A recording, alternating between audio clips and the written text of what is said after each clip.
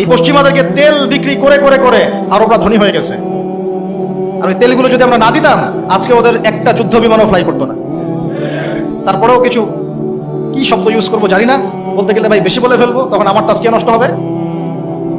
বলে আমাদের কি করার আছে, আমরা কি করতে পারি?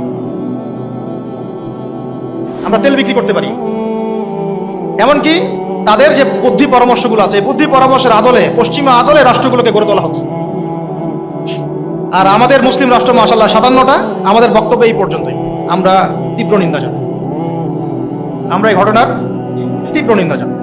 That's all. এর চেয়ে বেশি কিছু বলারও নাই। আমরা হাসছি, বাট আমাদের কাঁদা উচিত। মুসলিম রাষ্ট্রগুলোর মধ্যে পারমাণবিক বোমা নাই, নাই।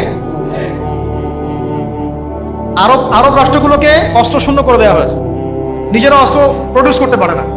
এরা তেলের তেল দেয়, তেল দিয়ে কিছু ডলার পায়, ওই ডলার দিয়ে আবার ওর কাছেই অস্ত্র কিনে। আপনারা একটু বোঝার চেষ্টা করেন। যখন আমরা এগুলো পড়ছিলাম ইউনিভার্সিটিতে, তখন এগুলো বুঝতাম না। ইউনিভার্সিটিতে আমরা এগুলো ঝরঝরে করে মুখস্থ করেছি, বিশ্বাস করেন। এই যে ওদের অ্যালায়েন্স, পলিটিক্যাল অ্যাফেয়ার্স, এইটা ওইটা, এগুলো মুখস্থ আমাদের, কোনটা কোন সাল কি ছিল এখনই বরং ভুলে গেছে। কিন্তু ইসলামের সাথে যখন এটা মেলানো শুরু করলাম, তখন দেখলাম যে বাপরে বাপ, গভীরে তো অনেক কথা আছে, এর শেকড় তো অনেক গভীর। মানে বিষয়টা বোঝেন যে আমি তেল বিক্রি করব শুধুমাত্র ডলারে, অন্য কোনো কারেন্সিতে। মানে ধরেন যে এই ব্রিফকেস ভর্তি টাকা আছে, কি আছে ভাই, এটাতে ধরেন যে 1 কোটি টাকা আছে, আর আমি গেলাম আবুধাবিতে। কোথায়? আবুধাবি। তো গিয়ে বললাম যে শেখ, এই যেখানে এই ব্রিফকেসে 1 কোটি টাকা আছে, নট ডলার, টাকা, আমাকে 5 লিটার তেল দেওয়া যায়? জীবনে আমাকে তেল দিবে না। এই বক্সটা আমি নিয়ে গেলাম টাকার জায়গায় ডলার দিয়ে। শেখ, আমার কাছে ডলার আছে 1 ব্রিফকেস, আমাকে কি এখন তেল দেওয়া যায়? অবশ্যই। কুল্লু খালাস, আসেন। অবশ্যই, ইয়া হাবিবি কুল্লু খালাস, আসেন তেল নিয়ে যান। আনছে হাবিবি বলবে তখন, আসেন তেল নিয়ে যান। এই যে শুধুমাত্র ডলার দিয়ে তেল কেনা বেচা করার চুক্তি, এর নাম হলো পেট্রো ডলার মনিটরি সিস্টেম। আপনি ডলার ছাড়া অন্য কোনো কিছুতে তেল কিনতে পারবেন। গাদ্দাফি চেষ্টা করেছিল, মেরে দেওয়া হয়েছে, ঠিক আছে।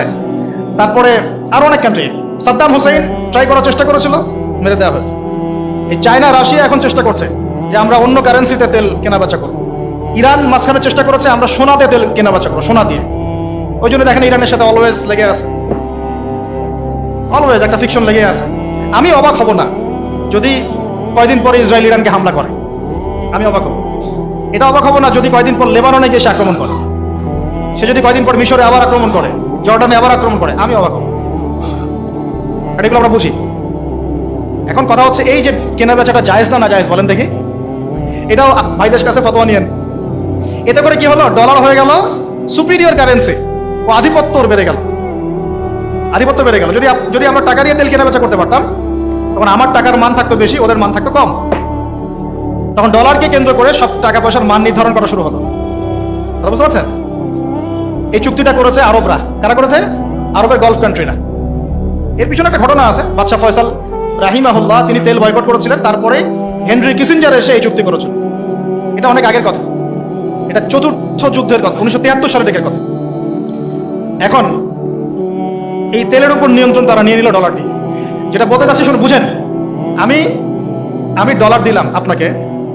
আপনার নাম কি ভাই? আপনার নাম কি?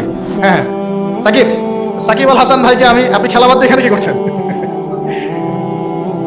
আচ্ছা, সাকিব ভাইকে আমি ডলার দিলাম এক ব্রিফকেস, এবং তিনি তেলের মালিক মনে করেন।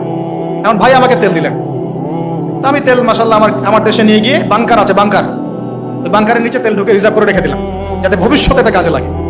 কারণ তেল ছাড়া তো বিশ্ব অচল। আপনি তেল ছাড়া এই বিশ্বে কিচ্ছু চালাতে পারবেন না, পারবেন? কিচ্ছু চালাতে পারবেন, পুরোই অচল। এখন ভাই তো আবার অস্ত্র শস্ত্র তার কাছে নাই, সে আমার সাথে বন্ধুত্ব করেছে। এখন আমি তাকে বোঝাচ্ছি যে আপনার তো নিরাপত্তার জন্য অস্ত্র দরকার, আপনার আশপাশে অনেক শত্রু আছে, ইরান আছে আপনার পাশে, যদি হামলা করে আপনার শত্রুরা তো অভাব নাই, তাহলে অস্ত্র কিনতে হবে না আপনার? ও বলছে হ্যাঁ কিনতে হবে। তো তাহলে অস্ত্র তো আপনি বানাতে পারেন না, সেই প্রযুক্তি আপনার নাই। আমার দেশে অনেক অস্ত্র আছে, এগুলো আপনাকে দেই, আপনি ডলার দিয়ে এগুলো কিনে নেন। প্রথমে যে ডলারটা আমি ওকে দিয়ে তেল নিয়েছি, ওই ডলারটা আমি আবার ওর কাছ থেকে নিয়ে আমার অস্ত্র দিলাম ওকে। লাভকার, বুঝেন নাই মনে? প্রথমে আমি দিয়েছি ওকে ডলার, সাকিবকে, সাকিব দিয়েছে আমাকে তেল। সেই তেল নিয়ে আমি আমার দেশে রিজার্ভ করেছি, তেল তো আমার থাকলোই। আর আমার ডলার হলো কারেন্সি, সুপিরিয়র কারেন্সি, যা দিয়ে অন্য কারেন্সির মান নির্ধারণ করা হয়। এবার ওকে বুঝালাম তোমার অস্ত্র নাই, ও ও বলছে তো আমার তো প্রযুক্তি নাই, তাহলে আমাকে আপনি কিছু অস্ত্র বিক্রি করেন আমার কাছে। তা আমি কিছু অস্ত্র, আমার তো অস্ত্র অভাব নাই, আমি যত ইচ্ছা এগুলো বানাতে পারি। যেটা বানাচ্ছি ওর চেয়ে অত্যাধুনিকটা আমার কাছে আছে। ওকে এমন কিছু দিব না যেটা দিল ও আবার আমাকে আক্রমণ করতে পারে। ওকে এমন অস্ত্রই দিব যেটা আমার প্রতিহত করার ক্ষমতা আছে। ব্যালিস্টিক মিসাইল ওকে দিব না, ওকে অন্য কিছু দিব। আমি এখন ওকে অস্ত্র কিছু দিলাম, ওই যে ডলারটা প্রথমে দিয়েছে ওইটা আবার সে আমাকে দিয়ে দিল। কিছু কি বুঝলেন? এইটাই চলতেছে আরবের মধ্যে। অথচ এই সার্কাসটা কিম জং উন অনেক বেশি বুঝেছে আগে। ও বলছে তোদের সাথে চলি না, আমি চায়নার সাথে চলবো, রাশিয়ার সাথে চলবো, যে অস্ত্র বানাবো। দেখেন না কয়দিন আগে গোলগাপ্পু একটা মানুষ আসে আর বলে যে এই যে বিচার চালাচ্ছি, দেখেন নাই? ও ভালো কাজ করছে তাও মাশাআল্লাহ। হ্যাঁ, আমি সে মুসলিম না, কিন্তু বলছি যে ওই সেন্সে সে ভালো কাজ করছে। এই নিয়ন্ত্রণটা ওরা দখল জায়নিস্টরা নিয়ে নিয়েছে, জায়গার, ভৌগোলিকত্বের, মিডিয়ার, প্রযুক্তির, অস্ত্রশস্ত্র, তেলের, সবকিছুর। এখন আমাকে বলেন, তাহলে দাজ্জাল এখনো বের হয় নাই কিন্তু তার অনুসারীদের আজকে এই অবস্থা, তাহলে আসলে কি সময় খুব বেশি বাকি আছে না কম আছে? আস্তে আস্তে বিশ্ব এদিকে যাচ্ছে। তবে সুসংবাদ, আমাদের জন্য সুসংবাদ হচ্ছে এই সময়টা আস্তে আস্তে আস্তে অনেক মুসলমান শাহাদাত বরণ করবে ইনশাআল্লাহ, এবং তারা জান্নাতে শহীদ হয়ে পাখি হয়ে যাবে ইনশাআল্লাহ। ওটাই তো চূড়ান্ত সাফল্য, তাই না? আমাদের বাচ্চারা মরে নাই, আমাদের বাচ্চারা জান্নাতের পাখি হয়ে আছে ইনশাআল্লাহ, আর ওদের সৈন্যরা মরে জাহান্নামের কীট হয়ে আছে ইনশাআল্লাহ। আমাদের ভাইরা মরে নাই, তারা জীবিত আছেন, তারা জান্নাতের ফল খাচ্ছেন ইনশাআল্লাহ। আমাদের মায়েরা বোনেরা মরেন নাই, তারা এখনো জীবিত জান্নাতে আছে, এবং তারা এই দুনিয়াতে আরো বারবার ফিরে আসতে চাচ্ছেন। এখন আল্লাহ আমাদেরকে আরো একবার ফিরিয়ে দিন, আবার শহীদ হয়ে আপনার কাছে আসবে।